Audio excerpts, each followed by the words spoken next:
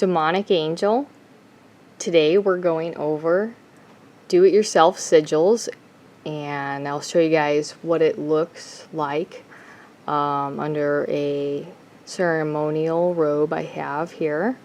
Invoke spirits is to wear sigils of them. I definitely recommend that you be familiar with the Goetia, grounding, basic protection magic. Just be a little bit familiar before you attempt this kind of stuff. But it's interesting. So there's sigils of all kinds of different spirits. So it doesn't have to be of the Goetia, but of course with the Lesser Key of Solomon and the 72 spirits that each have a sigil, that's the most, I think, familiar kind of sigil to most people in the occult. So I was just curious, of course, what, because I've had people ask, should you wear, this sigil or not? And the answer is it really depends on what your relationship with the spirit. So if you're having, I guess example would be like if you're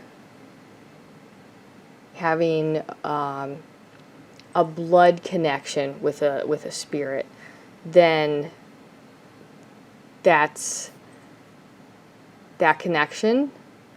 You could do sigils too if you want.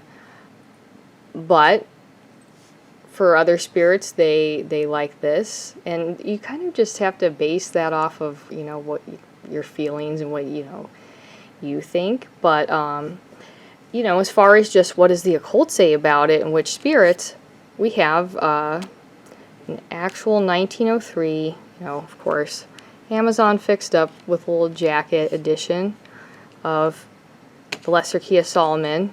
Of course, Crowley and McGregor Mathers. He wanted to kick Crowley out of the order pretty quickly when he realized, that Crowley wanted to basically use the occult for, his own gains. But Charles Allen Bennett, who was like a Buddhist sort of genius, really interesting guy, he persuaded him to, leave Crowley in for some time because he, found some value in him. And of course, Crowley paid for his living arrangements for a time when he was pretty, destitute. That's, probably part of why he was a monk. But he introduced Crowley to, the concepts of Buddhism and meditation and yoga, stuff like that. So, but of course, eventually they have this big fight, but I think that, we're all happy they got together for a moment. So they were familiar with this from their, their time together in these basically occult organizations. But, so, we have, they go, all these different little sections. But for our purposes tonight here, we will do, I'm going to do Samagina.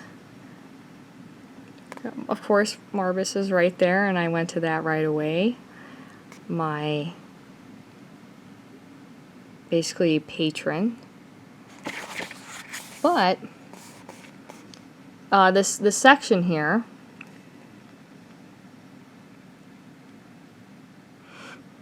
so you have the inscription and then the sigil below it. So in their edition of the Goetia, it's Samagina is the fourth spirit. He appeareth in the form of a little horse or ass, and then into human shape doth he change himself at the request of the master. He speaketh with a hoarse voice, most of them do, and he ruleth over 30 legions of inferiors. He teaches all liberal sciences, and governeth and giveth account of dead souls that died in sin. And his seal is this, which is to be worn before the magician when he is an invocator, etc. So, it's saying, to wear the sigil before. So in other, out of the 72, in other instances, it won't even mention, like what to do with the sigil. There's other examples of what they'll recommend for different things. And in the foreword of this book, Crowley and Mathers are saying that they at the time of this writing, they believe that these, demons are different functions of the human mind, kind of like phrenology. It's like, different. You're able to communicate with different parts of your mind, maybe that are a little more subconscious, but so to wear it before you. A good way to do that is to wear it under a robe. I mean, you could wear it underneath your actual clothes. Like if you're got a hoodie on or something, you could just kind of do that way. But, I'll show you guys some, of the materials I have. And, yeah, definitely this is just, just going over that with you guys. But I recommend that you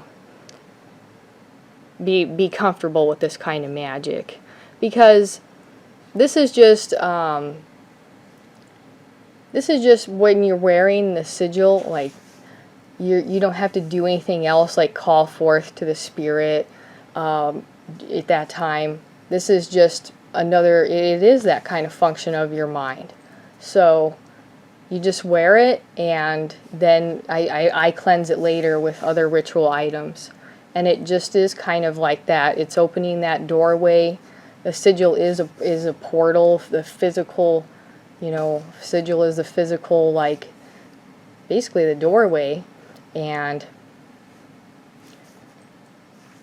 that just kind of functions as another aspect of your mind or your senses during, whatever you're doing. Whether it's a ritual or you're, going, to the cemetery or whatever you're doing.